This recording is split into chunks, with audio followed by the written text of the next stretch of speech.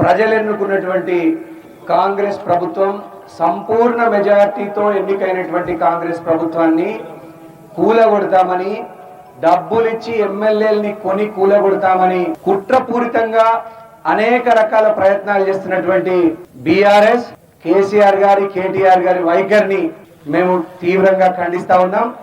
ఏమంటున్నాడు ఇప్పుడు కొత్త ప్రభాకర్ అనే ఎమ్మెల్యే? ప్రజలు ఎన్నుకున్నటువంటి కాంగ్రెస్ ప్రభుత్వాన్ని కూలగొట్టడానికి డబ్బులిచ్చి ఎమ్మెల్యేలని కొంటాడట, డబ్బులిచ్చి ఎమ్మెల్యేలని కొని కాంగ్రెస్ ప్రభుత్వాన్ని కూలగొడతాడట. ఇది ఖచ్చితంగా రాజద్రోహం కిందికి వస్తది.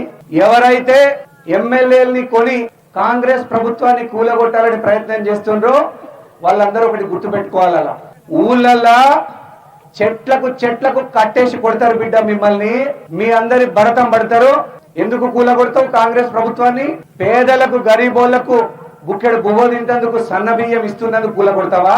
నరేంద్ర మోడీ 1300కు పెంచినటువంటి సిలిండర్ ని 500కే తెలంగాణలో ఇస్తున్నటువంటి కాంగ్రెస్ ప్రభుత్వాన్ని 500కే ఇస్తున్నందుకు కూలగొడతావా? గరీబోళ్లకు ఫ్రీగా 200 యూనిట్ల వరకు కరెంట్ ఇస్తున్నందుకు కూలగొడతావా?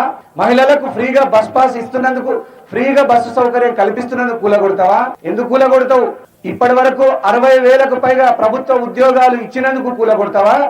మీ 10 సంవత్సరాలలో ఇచ్చినటువంటి ఉద్యోగాల కంటే కాంగ్రెస్ ప్రభుత్వం కేవలం ఏడాదిలో ఇచ్చినటువంటి ఉద్యోగాలు 54,000 ఉద్యోగాలు ఇచ్చినందుకు కూలగొడతావా?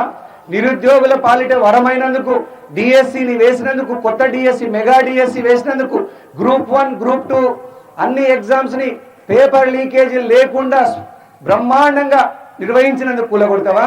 ఒక్కటి గుర్తుపెట్టుకోవాలా, ప్రజలు ఎన్నుకున్నటువంటి ప్రభుత్వాన్ని కూలగొట్టాలంటే ప్రజల ఆగ్రహము, ప్రజల కోపం కట్టలు తెంచుకొని మీ బీఆర్ఎస్ పార్టీని నామరూపాలు లేకుండా చేస్తుందని గుర్తుపెట్టుకోవాలి.